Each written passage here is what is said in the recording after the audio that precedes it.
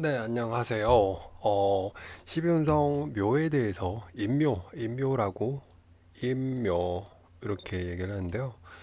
어, 제목 자체에서 보면 노란색으로 표시를 했어요. 노란색으로 표시한 이유는 이 묘라고 하는 것 자체가 옛날부터 보면 묘가 땅에 묻는 거잖아요. 땅에 묻는 거다 보니까 뭔가 그 옛날 왕들 무덤 같은 거 보면 그 온갖 귀금속, 골동품 뭐 이런 것들 심지어는 자기 하인 노예라고 해야 되나 하인이라고 해야 되나 그 사람들까지도 같이 묻는 그런 악습이겠죠. 악습이라고 해야 되나 그런 것들이 있었다라고 하는 거. 그래서 이게 시분성 시작이 장생, 그 다음에 장생에 태어나서 이제 목욕하고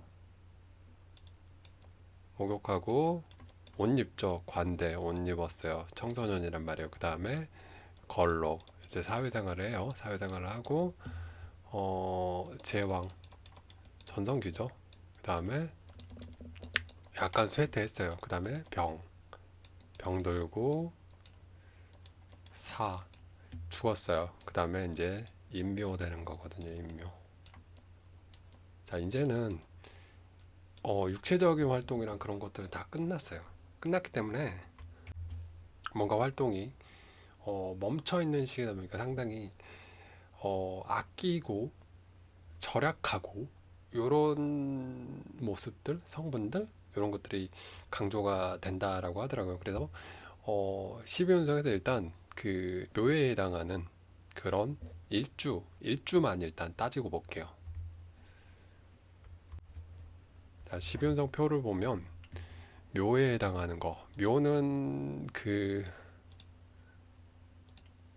어, 삼합이 끝나는 계절에 있는 보면 묘는 다 진술충미로 끝나요. 토로 끝나요. 진술충 보면 진진, 술술, 축축, 미미 이렇게 끝나는 거죠. 자, 그럼 보자고요. 감미일주는 본 적이 우리가 없어요. 그렇기 때문에 여기서는 이번에는 여기 두 칸, 여기 두 칸.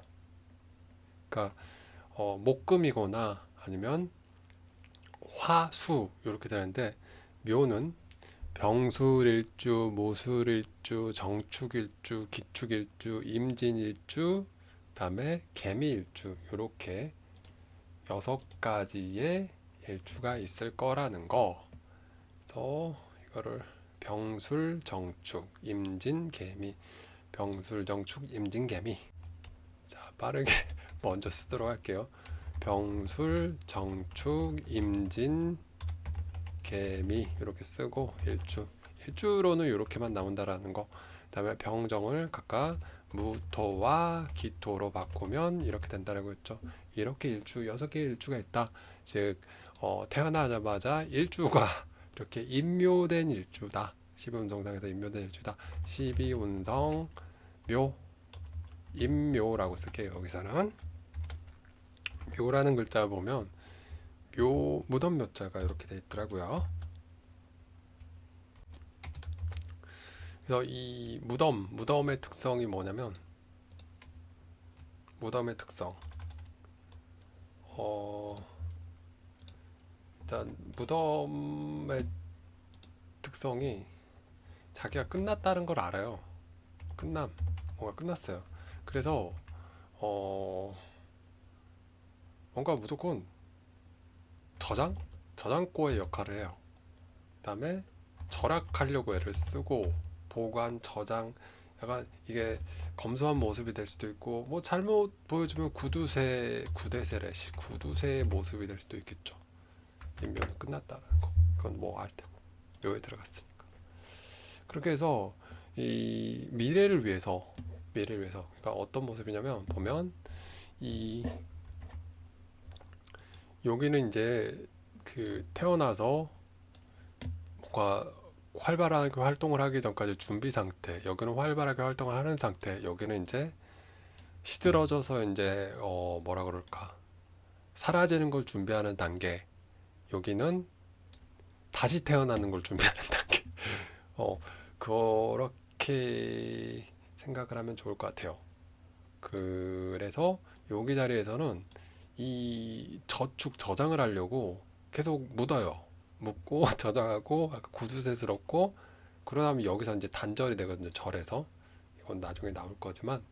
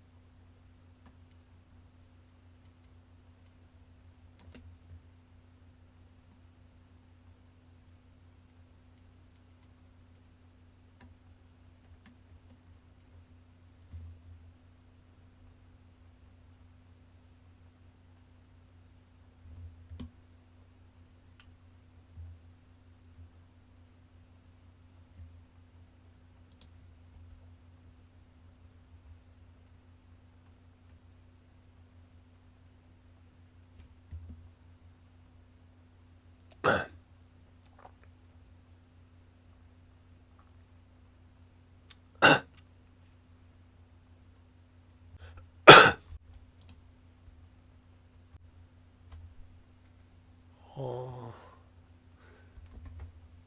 그 녹화를 어디를 하는지 모르겠네.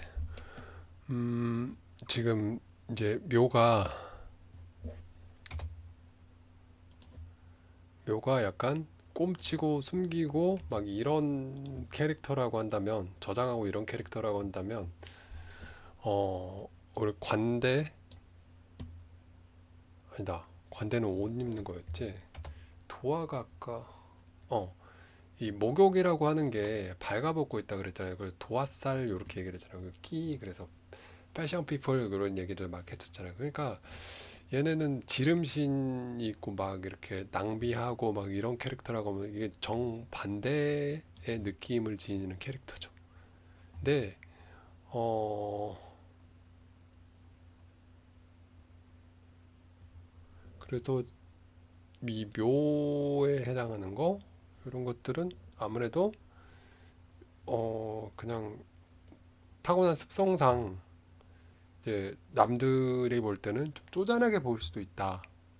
그러니까 이 목욕이 도화라고 했던 것 자체가 패션 피플에 잘 꾸미고 그러니까 어린애 그것처럼 남을 잘 쉽게 친해지고 믿고 막 이렇게 어린애들 유치원 되게 그 미운 7살, 미운 5살 그런 애들 그런 느낌하고는 정반대의 느낌이다 보니까 쪼잔해 보이고 좀 뭐라 그래야 되지?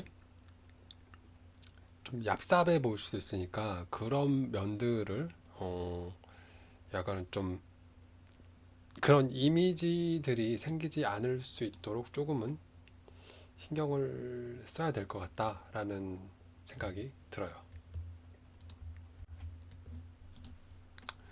그리고 이게 그 십성? 그 육친이라고 해야 되나? 그거에 관련해서 나왔는데 비경겁제의 그 고라고 하는 거는 형제 친구의 한이라고 하고요. 무슨 말인지 이해가 안 가요. 요 내용은. 그리고 식신상관의 고는 여자는 자식의 한, 남자는 자식을 양육할 수 있다라고 하는데 뭔 소린지 모르겠어요. 관성 같은 경우는 비식재, 재성 먼저 해야 되구나. 재성 같은 경우는 그 재물 창고의 역할을 한다라고 합니다. 금고 역할. 남자에게는 옛 여자라고 하네요. 왜냐면 재성이 남자에게는 여성을 의미하니까요. 여자들의 집합체 뭐 이렇게 나오는데 뭔 말인지 모르겠어요. 아직은 이해가 좀 부족해서 그렇고 관성 같은 경우는 여성에게는 남자를 의미하죠. 그래서 어, 관성의 고라고 하는 거는 여성에게는 남편의 한, 뭐 남편의 질병 이런 것들을 얘기한다라고 하고 또 여성의 옛날 애인들, 남자친구들 뭐 그런 얘기도 있고 어, 또 십신의 육친인가? 거기서 관성이 남자에겐 자식을 의미했으니까 남자는 자식을 많이 신경 쓴다라고 하네요. 뭔 소리야?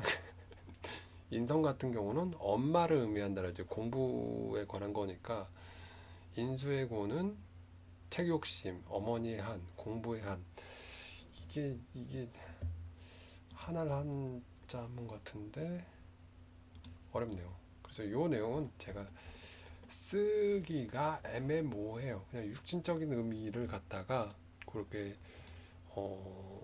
적용을 하시면 될 것 같아요. 비경겁제 같은 경우는 형제나 동료 뭐 이런 것들을 의미했었고, 그다음에 식신상궁 같은 걸 식신은 여자에게는 그 자식을 의미했었기 때문에, 그리고 재성은 남자에게는 여자를 의미했었기 때문에 돈 창고, 금고 뭐 이런 것들 남자에게는 옛날 남자 시리즈, 아니 옛날 남자래 옛날 여자 시리즈, 게이도 아니고 무슨 얘기를 하는 거야.